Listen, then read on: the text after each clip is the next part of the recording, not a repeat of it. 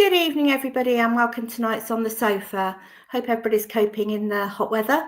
It's a bit better today, but a bit of a weekend, and we've got somebody on tonight who done something rather remarkable in the heat on Saturday. So he can come on and tell you all about that. Let's bring Vic on. Hi, Chris. Hiya. You okay? You okay? Yeah, I'm all right, thank you. Yeah, I'm good, thank you. Don't forget, we've got a very special panel on Thursday evening at 7 o'clock because obviously the fixtures come out on Thursday. I think they come out at midday for the league, and then there's the EFL Trophy and the EFL Cup are also drawn on the same day. So we'll be going through those with our panel on Thursday evening. Looking forward to that. Yeah, I think they're out at 4 o'clock or something on Thursday, aren't they? The cup game. Yes, they are. Yeah. 4 o'clock. Yeah. Okay, so news from the county ground. Players are back to date training, and the academy has a replacement of Sean Wood. So the under 18s and lead pathway something development, very, very long title he's got, is Kirk McGinn. So Kirk's been with them for a while. So it's lovely that Kirk's got this promotion, and look forward and all the best to him in his new role. So shall we just get Sinead and Mark on now, and then we can say what we're going to be doing. Good evening. Okay. Hello. So we have Sinead. Hiya. And we have Mark. So Sinead is from the Prospect Hospice, and Mark is one of our panelists, and he's done something rather extraordinary on Saturday. But to start with, we'll talk to Sinead. So Vic, over to you. Thanks very much indeed, Chris. Sinead, delightful to have you with us. And we're very proud, of course, to be in partnership with the Prospect Hospice this year. So we're looking forward to a great year in partnership with you. If you could just give us a bit of background about the Prospect Hospice, a little bit about its history and exactly what it does, because I know a lot of people know the name, but they may not necessarily know what the Prospect does. So if you could fill us in a little bit. Yeah, that's right. Thank you, Vic. So this year, Prospect Hospice is actually celebrating its 45th birthday. So it started in 1980, and it grew from being at Victoria House and turned into Victoria Hospital, with some volunteer nurses just looking after a handful of patients, to now we support over 2,000 patients and their families every year. In the 45 years that Prospect Hospice has been running, we're very proud to say that we've supported over 40,000 patients in that time. And I think part of my role, so I'm a community and events fundraiser at the hospice. And aside from fundraising, part of my role is raising awareness of the services provided. There are a lot of misconceptions out there about hospice care and the way that it's funded. So, many people will think of a hospice as just being the building with the beds and the care happening there. Actually, most of our patients are cared for in their own homes.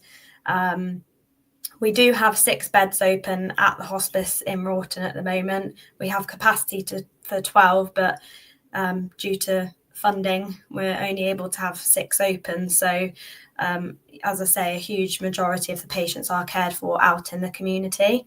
But the services aren't just there for the patients. We have incredibly specialist teams. We've got a family support team who help not only with bereavement, anticipatory grief, help families, even sometimes children, come to terms with the illness that their loved one's facing, and also then after their death.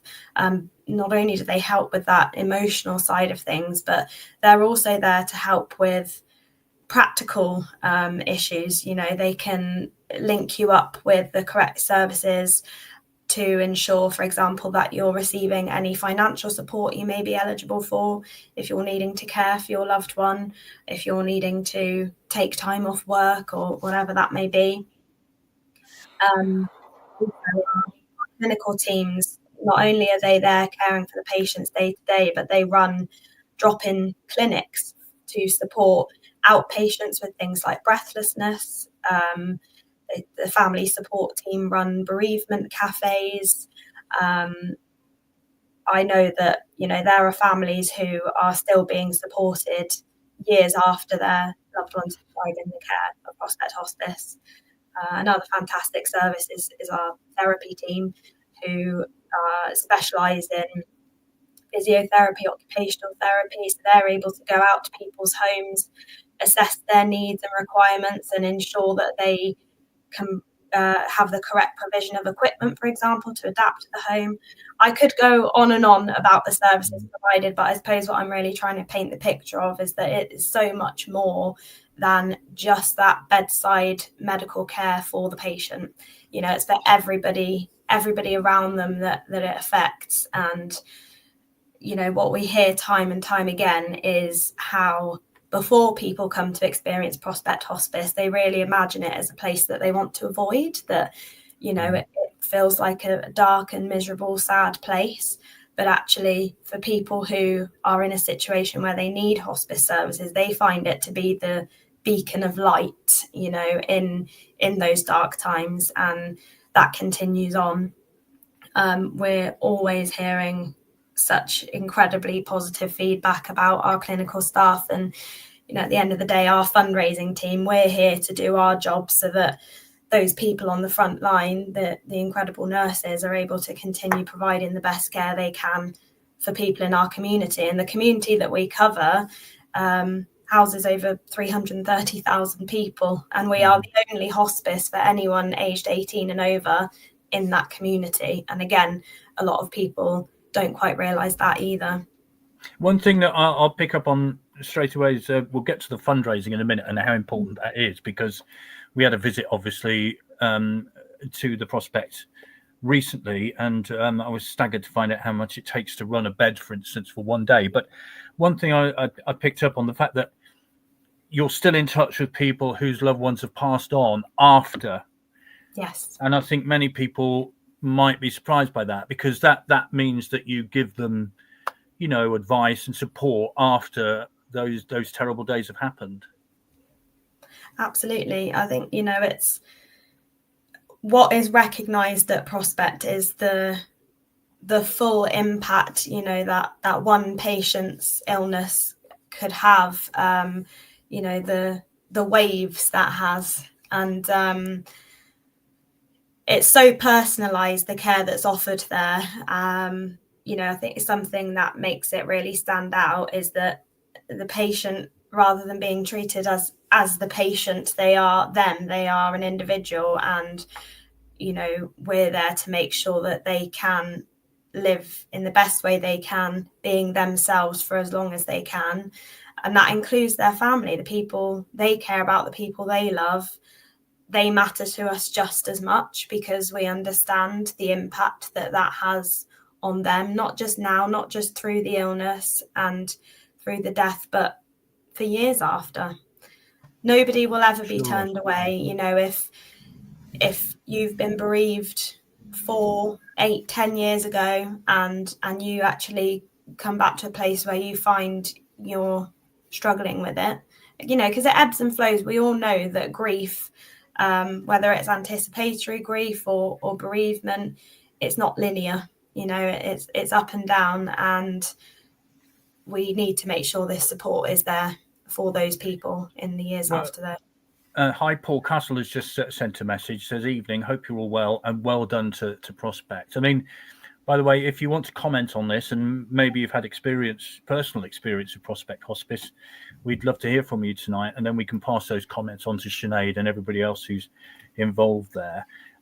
You mentioned the beds. Now, I think you said something when we came up to visit you that it takes £800 a day. Is that right, to run one of your beds, which is an incredible figure? And obviously then you have to, it seems, incongruous to many people that you have to go out and fundraise, to be quite honest. It might well be that we should live in a place where that's done anyway, but that's not how it is. So £800 a day, that's a heck of a lot of money to find, isn't it? It is. And, you know, like with everything and everyone at the moment, people are finding that costs are just rising all the time. I, for one, before I came to know of Prospect Hospice, I understood this kind of care to be largely funded by our National Health Service. And again, that is something that many people think. We do receive some funding, but, you know, for example, in this year, the financial year 25-26, our costs are estimated now to be £10 million. And the funding we receive from government will cover 18% of that.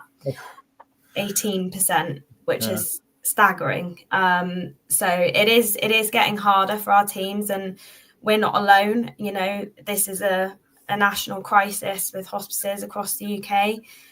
But I think to be able to go out and kind of bust some of these myths and give people a reason why we need these services, you know, at the end of the day, and it's not something we want to focus on every day, but this does affect everybody. Death will affect everybody. And the idea of a hospice is to make death as comfortable and peaceful as it can be, not only for the person dying, but for those around them. And I think you also go out of your way in those last few days, if somebody has a special request or, you know, they want to do something special. Was it you telling us a story about a West End show, and you tell us that story because it's such a fantastic story. Yeah, I mean, there are so many, but yeah, in terms of that one, the West End show. So one of our patients had really wanted to go and see The Lion King in the West End. Naturally for them, because of their condition, they struggled a lot with mobility. It never would have been possible for them to go the usual route that we would, you know, on the train or in a normal car or anything like that.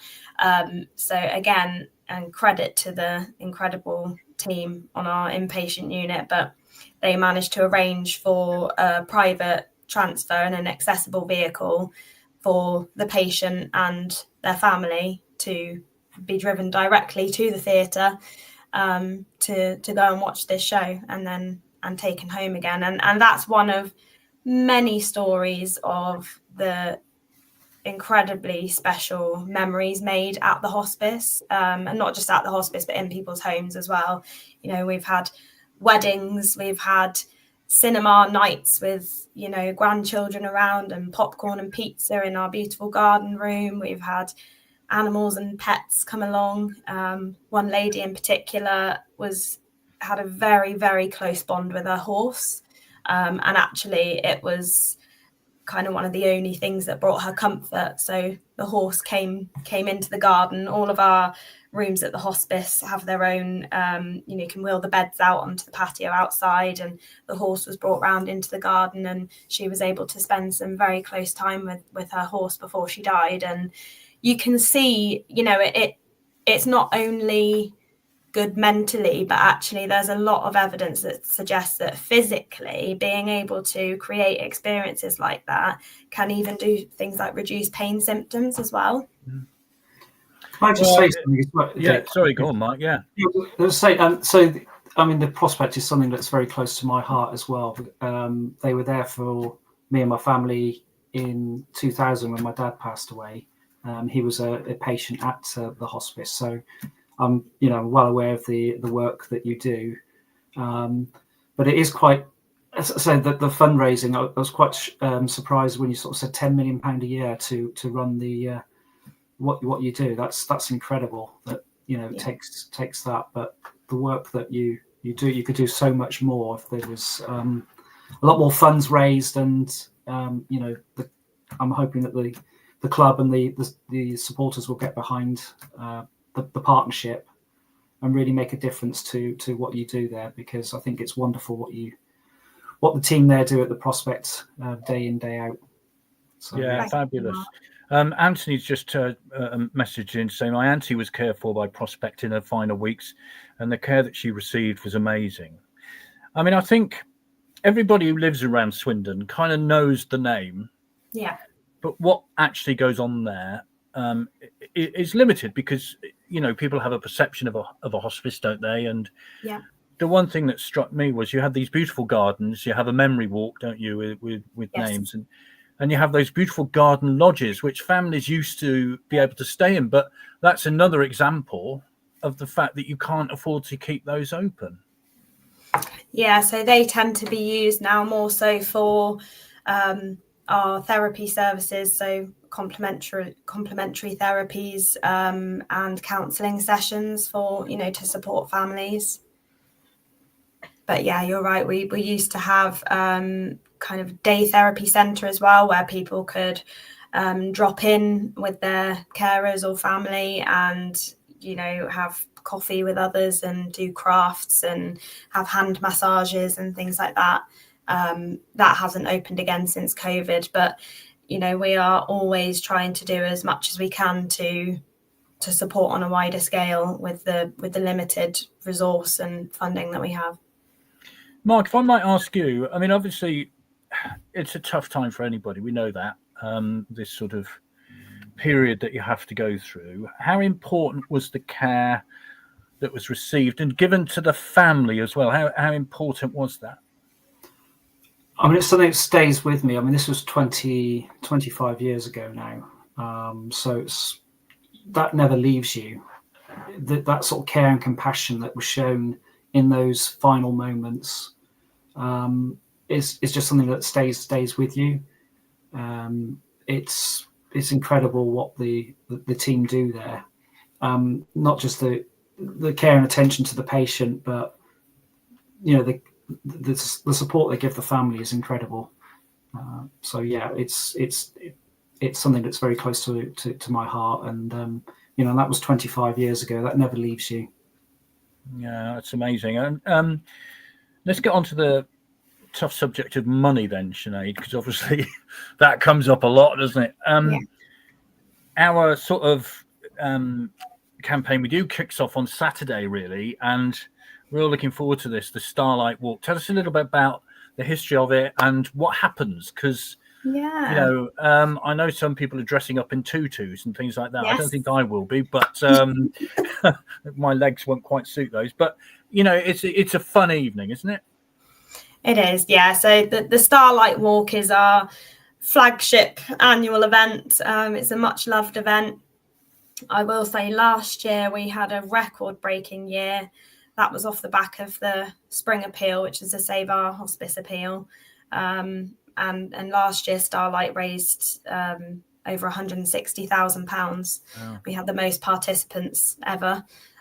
So it's quite hard to follow that this year, but it just goes to show the incredible community that we have around us. And I suppose we're just looking forward to growing that support network more, because as I say, anybody who's been touched by the prospect will loyally support it to no end. And I think our biggest challenge now is to try and reach out to those who haven't yet experienced it and kind of convince them why it's important to be around, you know, for them. Something I didn't mention earlier, another misconception is that it's just for cancer patients, it's just for older people. It's not, you know, it's anybody over the age of 18. We see a lot of young people come through, and it's any life-limiting illness, you know, although we do sadly see a lot of cancer. We have people with MND, sometimes people with maybe Parkinson's and cancer, you know, quite complex needs. So, yeah, as I say, fantastic support last year from our community. We just need to keep driving it forward. So we're looking forward to the event this Saturday, 28th of June, as are many people. It's very kindly sponsored by Imagine Cruising, set to be an unforgettable evening. And, you know, as I said, it's a much loved event, and it's a chance for families, friends and supporters to walk in memory of someone special, while raising vital funds for the hospice, and, you know, for that to continue in our local community. Can you still join? Can that still happen? Yeah, you can. So registration is open online until 5 p.m. on Thursday. but you can still turn up on the day and register. So online at the moment, tickets are £20, and the suggested kind of fundraising amount is £100. If you sign up on the day, it's £100 entry.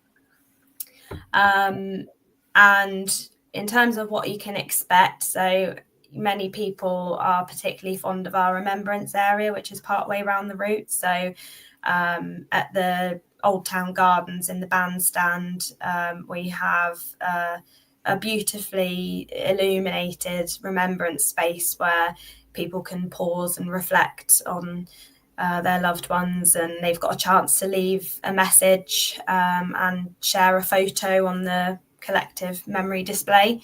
So we'll have some cards and things like that available for people to do that if they wish. It's starting and finishing at the Deanery again this year. So we've got a 10k and a 15k route. The 10k route registration starts at 8 p.m. and they set off at 9. If it's the longer route, the 15k registration starts at 7:30 and they set off at 8:30. And it's not a race. You do it at your own. It's not a race. No. There will be, and this is what's wonderful about this event is we see such a variety of ages and abilities and people taking part, but all sharing that same purpose and connection in what they're doing. And it really is a very touching event. It's fun. It's, it's lively. It's celebrating the lives lived, and being remembered. And in terms of what we'll have there on the day, so, once people have registered, we've got samba drumming, face painting, some opportunities for some fun photo scenes. We've got the lovely Danny from Everyday Fitness running a lively warm-up session for all our participants. There'll be merchandise to buy, like you mentioned, Vic, those colourful tutus and glow sticks, headbands, light up boppers, and of course our CEO Jeremy Loon will be sending everyone off with a inspirational speech, and we've got Mayor Faye Howard attending as well, which is fantastic. So it's set to be a good night. When the walkers return from their arduous task, they'll be welcomed by committee and given pizza, thanks to Domino's Swindon for providing all the pizzas as well for that event. And of course they'll receive their finishers medal as well. Wow, that's a lot of pizza, I guess. So yes.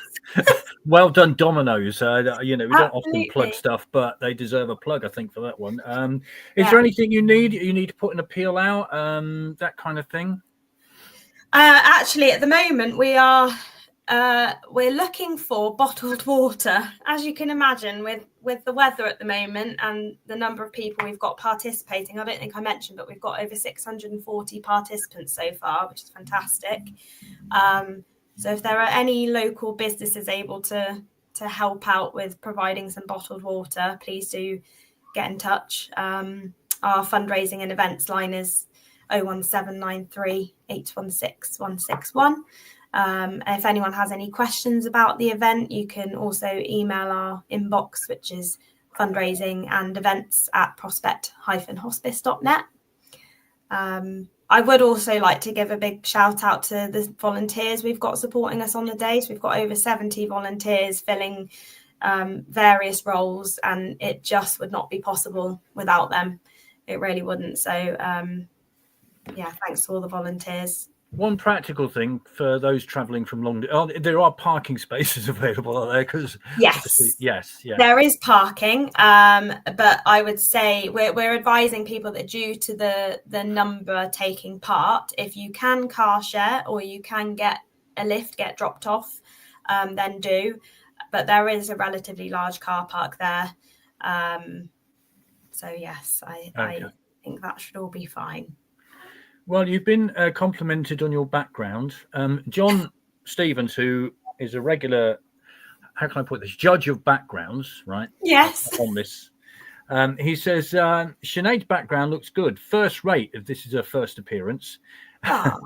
And are you watching Rob, who has taken a few hits over this, a few years to hit those heights? Mark is brilliant. If he's got his shorts on, he wins the best background of the season award, if there is one, which there isn't. He never comments on mine, but there you go. What can I say? Sean says, as this is the club's chosen charity, would it be a good idea of another limited shirt to raise funds, like the Derby Rimmer sometime? Well, let's leave that one for the moment. Watch this space. Yes. Should we do that? I think that's probably the best. Yeah, it's probably the best thing to do. I love the suggestions, though. Really, do keep sharing, because I mean, the Derby Rimmer shirt was a cracker. I don't know if it's the white shirt from last season. It's fantastic. And he says, well done, Prospect. He says he's got one eye on this and the test highlights. I could give you the test score, but I won't spoil the highlights for you, Sean. Sinead, I know you've got another event to go through, so I'm going to let you go. But fantastic. And we're very much looking forward to not only Saturday, but the entire year, and everything that we can do as a supporters club for you. Of course, we will do our very best. We should mention the cafe as well, of course. Oh, yes. Which is open. You don't have to be a visitor to the hospice to go there, do you? You can just turn up and use the cafe. Yeah, that's right. Really recommend the food there.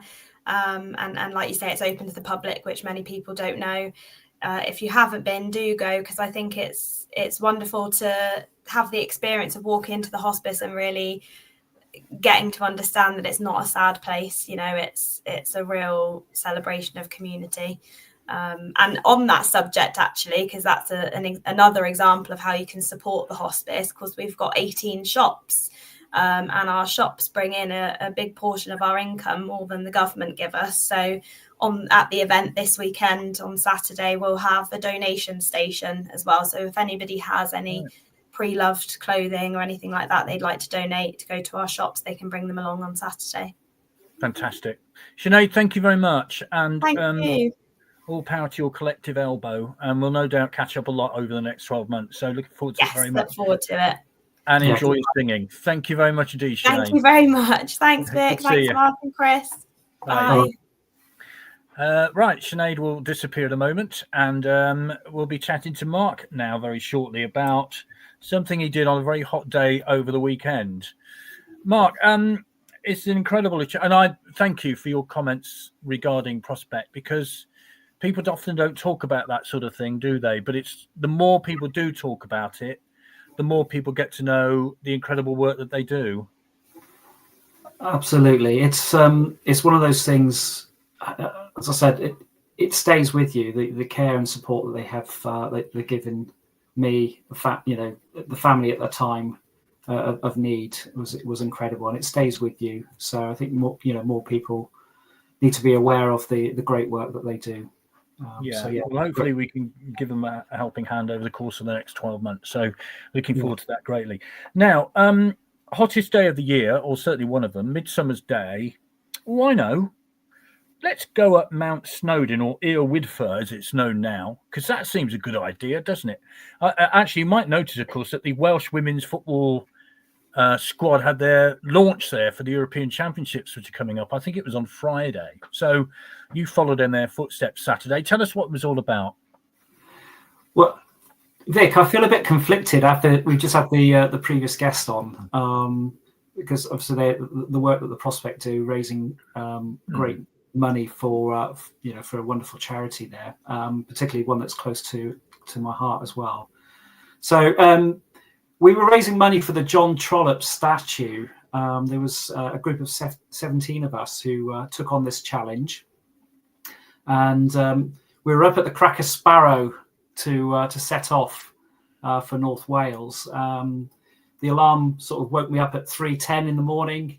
We had a 4:30 departure from the county ground, from the foundation park at the county ground, and we sort of set off, not really knowing what we were going to experience along the way.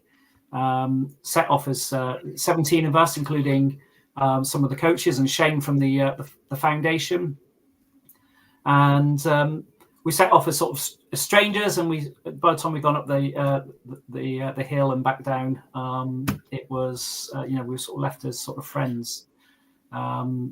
an incredible experience, and it was, as I say, the longest day, but also, it was very, very hot. The initial part of the walk, but what was great about it was the team spirit, the support we gave each other, the encouragement. It really sort of embodied what the football club is all about.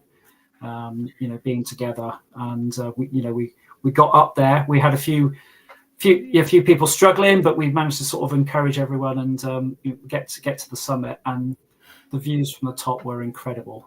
It made it all worthwhile. Yeah, you mentioned Shane Hewlett. I mean, he has this incredible ability to stretch 24 hours into 48. So did his time stretching ability come to the fore? Because I don't think the man ever sleeps, does he? It is incredible. I shout out to the coaches and Shane at the foundation, because I think what they do is absolutely incredible for the community.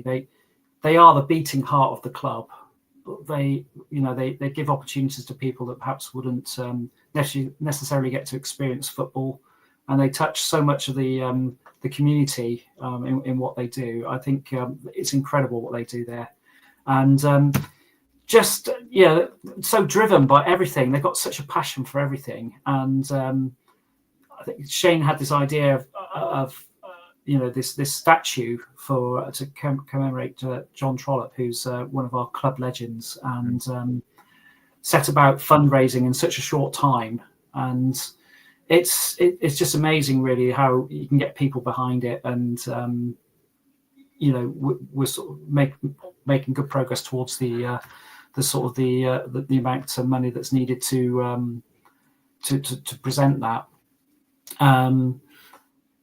I just think it is a great, football fans have got behind this, and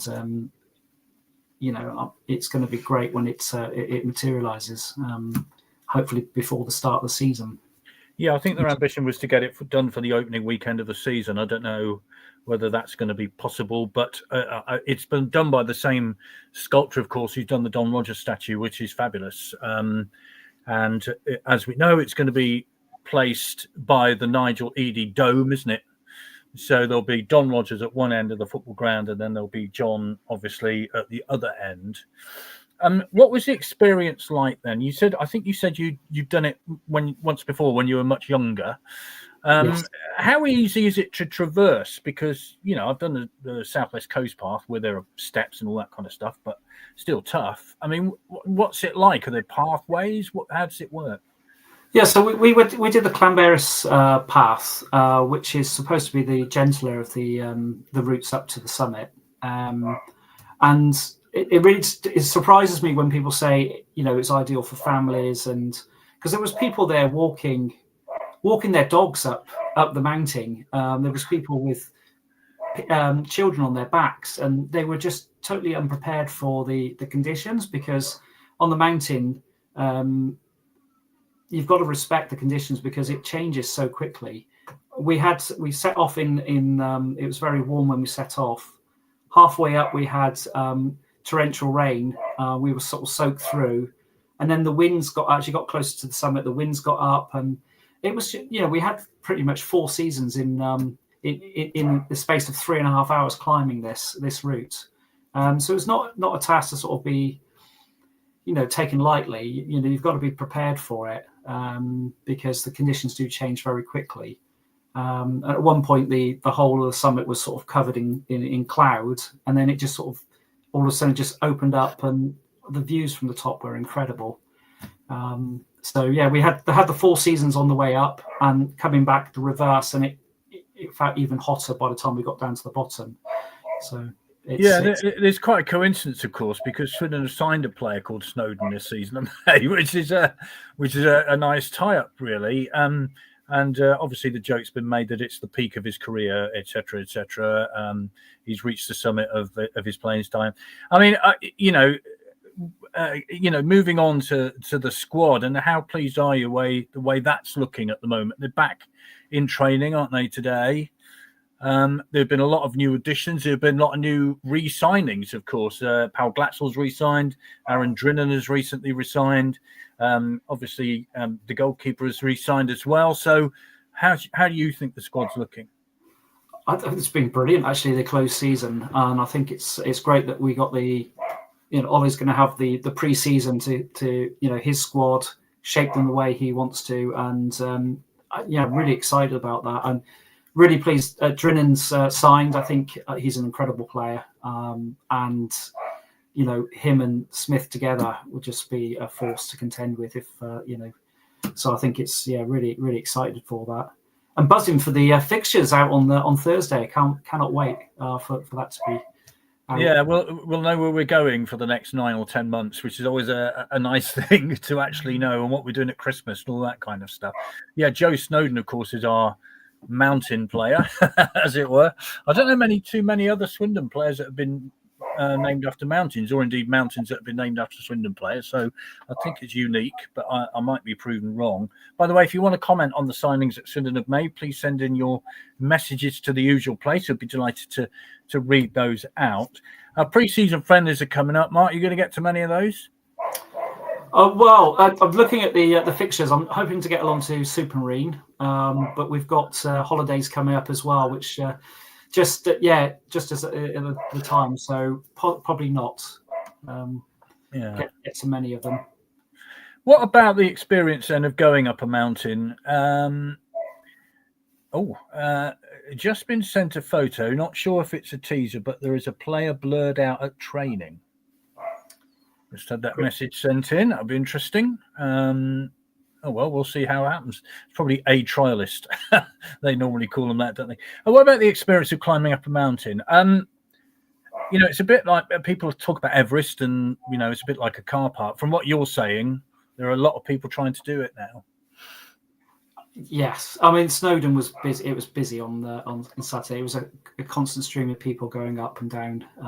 It was a bit like we had to queue to get to the summit, so that's how busy it was. And of course, you've got the railway that goes alongside as well, so it takes lots of people up as well. But for me, this and many of the people taking part in the challenge, it was a personal challenge. We were sort of previous. Shane likes to call us legends from the football fans in training course. I took part last September, and it's an absolutely wonderful 12-week course for anybody who is keen on improving their health, their well-being. It's just life-changing. When I started the course, I was 15 kilograms heavier than I am today, and it's through that encouragement that I was able to sort of make changes to my lifestyle that are for the better.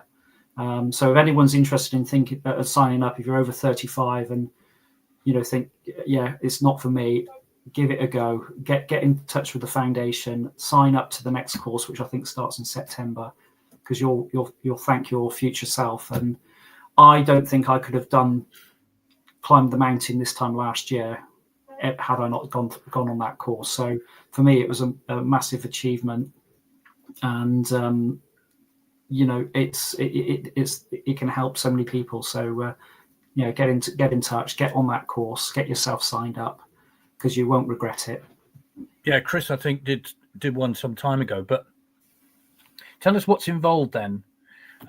Football fans in training. What sort of training do you do? Arduous, or is it gentle to begin with? Then it's I think Chris might be rejoining us in a minute. So just give us an indication of what you go through. So it's very much they take you through everything. It's classroom based initially, so it's 90 minutes every Thursday or whenever they run the program. So you have a classroom element to it. But then there is a fitness side to it as well. So, you're learning about your diet, reducing your alcohol intake, your food, literally everything, your well-being. And then there is looking at the exercise side of it as well. So in combination, you set yourself smart goals, objectives, and it's about sort of making small adjustments to your lifestyle make a big difference. I mean, one of the things that's really stuck with me on the first day, because I had reservations about going on the course. And I said to Shane at the time, I said, I'm not sure this is for me. And he said, just come along, get through the door. That's the hardest part of it. And once you were there, it was great. The coaching you get from the team there is brilliant. They really do encourage you to continue and making small adjustments.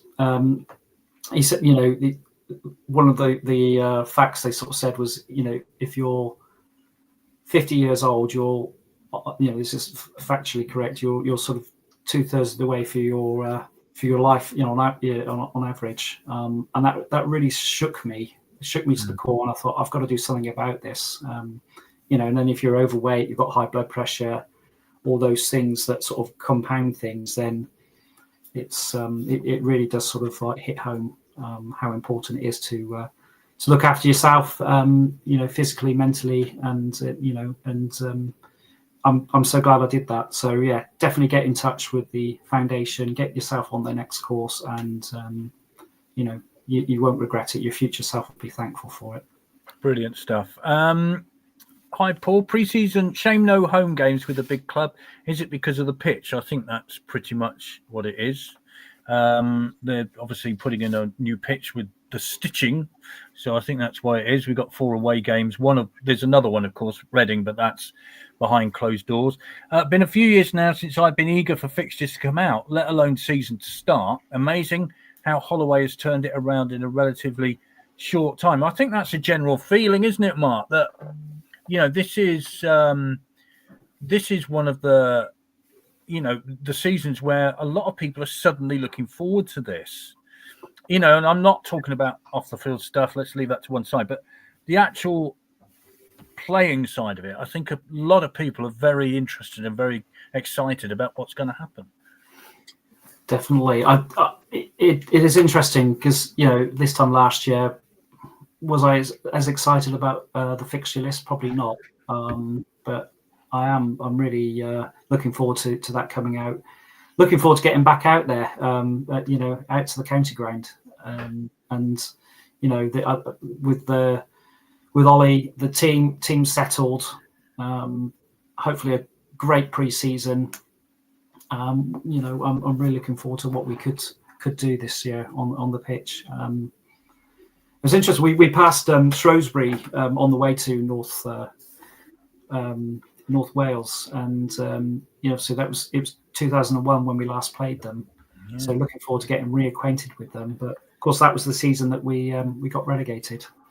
So let's hope we can get out of this division and onwards and upwards.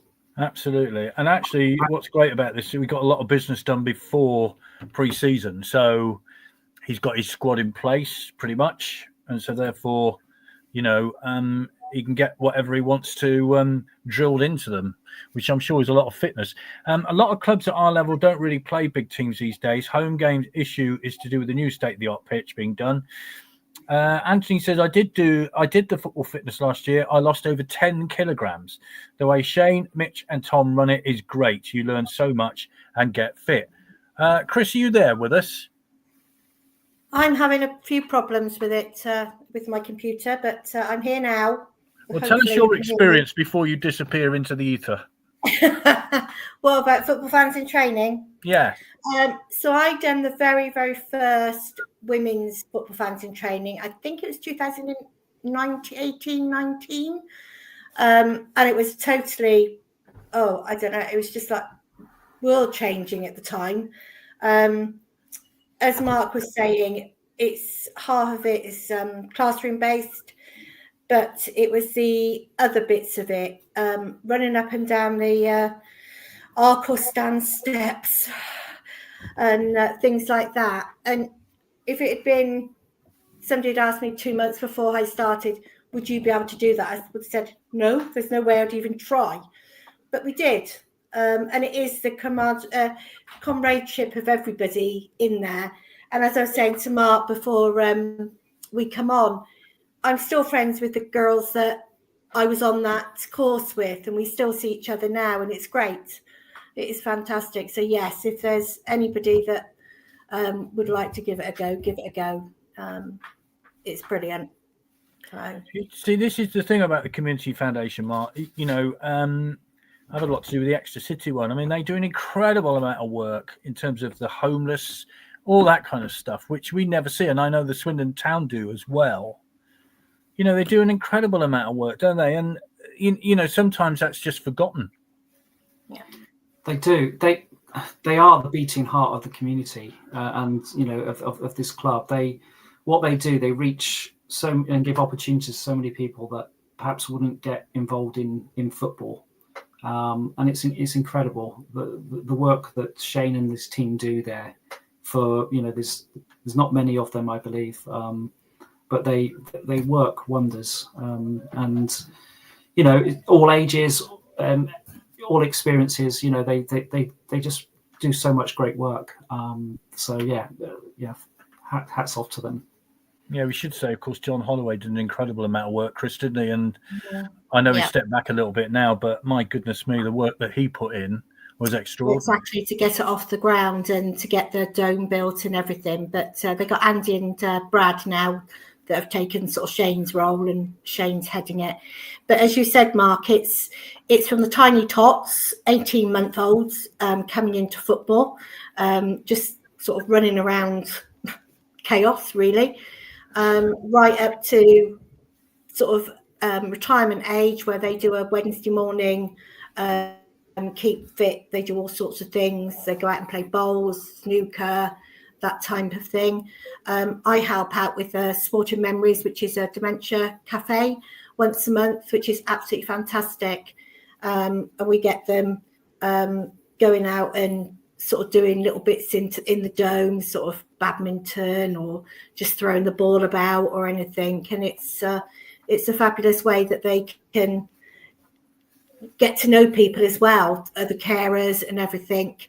And we have a Sporting Memories one on a Wednesday morning, which started off in COVID, actually, when the team at the Community Foundation were phoning the older season ticket holders just every week, just to make sure if they were okay and did they need anything, just keep in contact, really. And it was proved so popular that they now have a Wednesday morning meet up, not a meeting. And I'm privileged to be able to go along to that. And we do quizzes and just generally talk about football. And it's fantastic. It's absolutely fantastic. And they're the type of things that I don't think people see. They think it's all about football and nothing else. But no, there's a lot of other things that they do. Ukrainian community and everything like that. They do a hell of a lot for.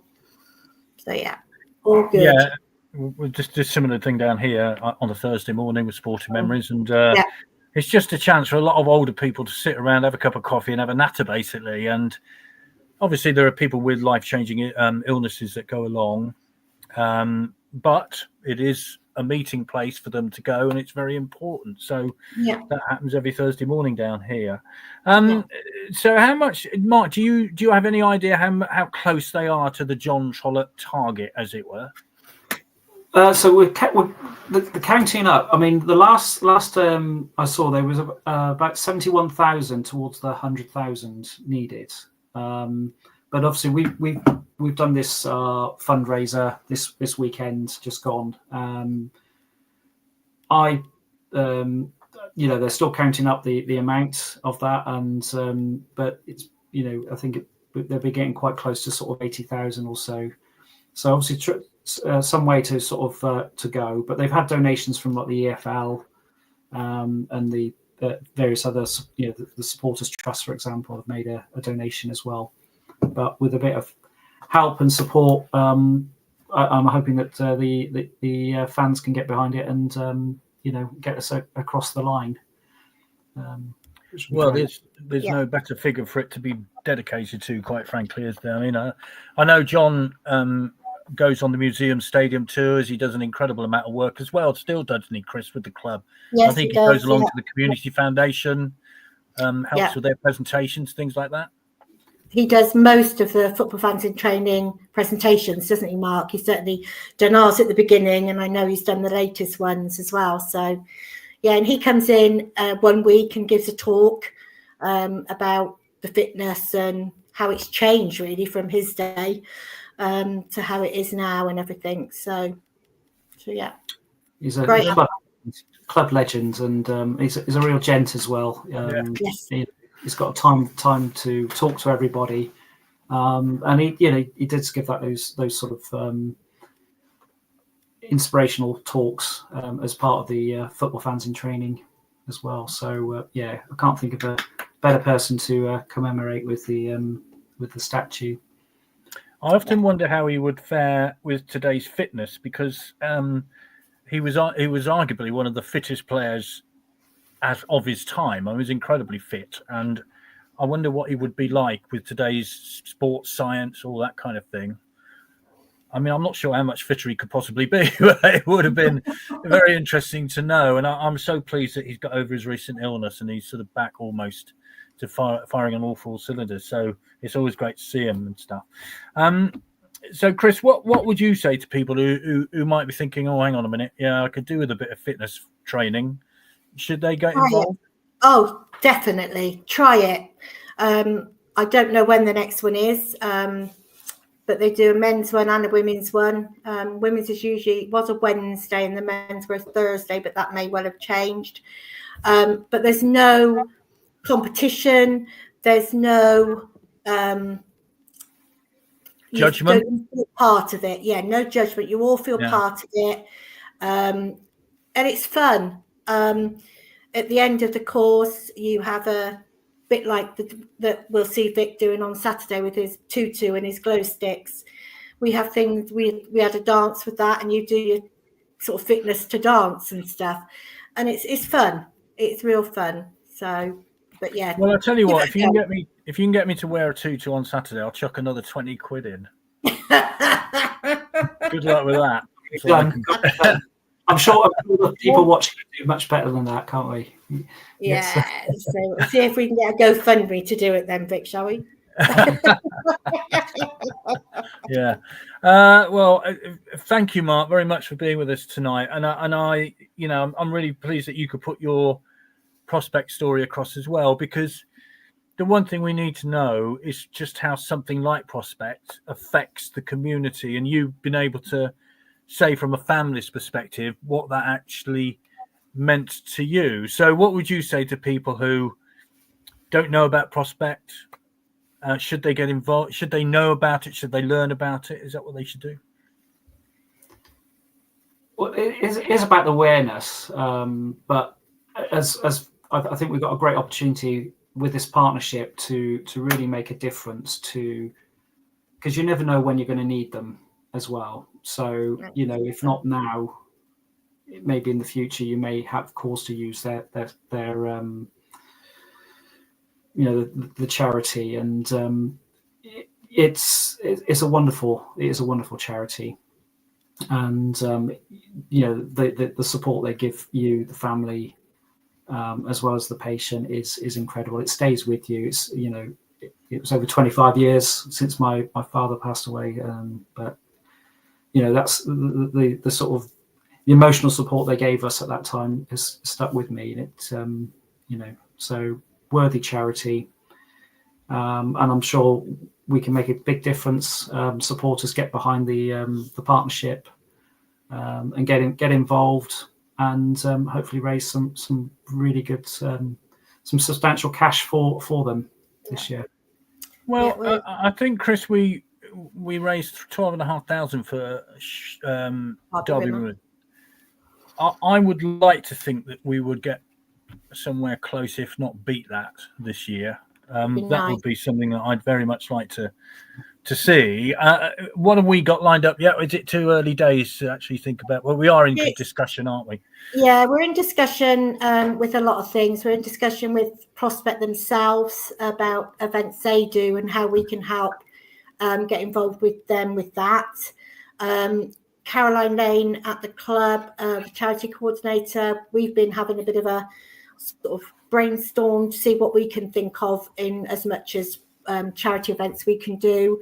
I know you're very keen on doing a darts tournament, Vic, but we're thinking of other sort of things we can do to make it a sort of accessible to everybody. So it's not sort of like it's always going to be a tournament that's in a pub or whatever. Yeah. It can be other things that everybody can get involved with, and hopefully they'll all come to fruition.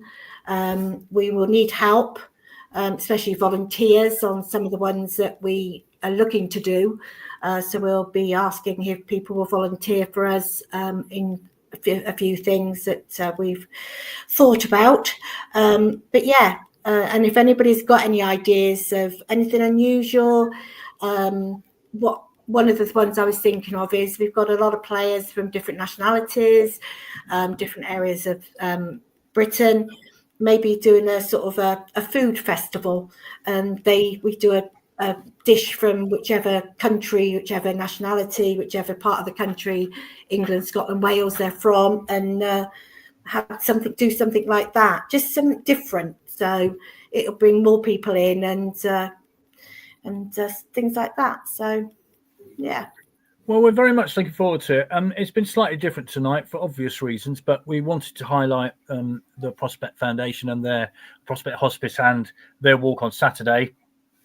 And of course, we also wanted to say well done to Mark and the team who went up the mountain on Saturday to raise money for that extraordinary statue, which I think when you see it, you'll go, wow, that is some piece of work by Alan, the sculptor, who did such a wonderful job on Don Rogers' statue.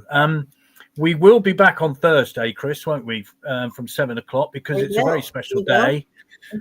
As we know, it's a day when you get your map out and you work out where you're going and when you're going. And our dear friends at Sky may change it, of course. Who knows? Yeah. It's going to be different because we were talking before we come on air, weren't we, about Boxing Day. Are we going to be playing Boxing Day this year, or Premier League aren't? They're playing on the Saturday because Christmas Day's on the Thursday. So are we going to go with what the Premier League do, or will we be playing on the Friday and maybe on the Monday? Don't know. So yes. So well, we'll take you through the important dates. I'm sure you'll have looked at them anyway, but we'll take you through the important dates, when they are, when we're playing so-and-so. There are various games everybody would want to look forward to. Of course, Bristol Rovers is one of them, igniting our games against the Rovers. We've got a lot more Southern games as well this season, which is great, isn't it? Crawley have come down, of course, people like that. So a lot more games in the Southern area. Sorry? Barnet, of course, yes, who've gone up. Bradford City have gone up, so we won't be going up there. Morecambe have gone, Carlisle have gone. So a lot of the long distance matches have disappeared. I'm thinking Barnet on Boxing Day. Don't know why. Yeah. I think didn't we play them on New Year's Day some years ago? I seem to remember. I can't remember. Anyway, off the top of my head. But thank you very much. Mark, thank you. Thank you, Mark. Yeah. Thank you. And as we say, we'll be back on Thursday with the fixture one, and we'll be back next Monday.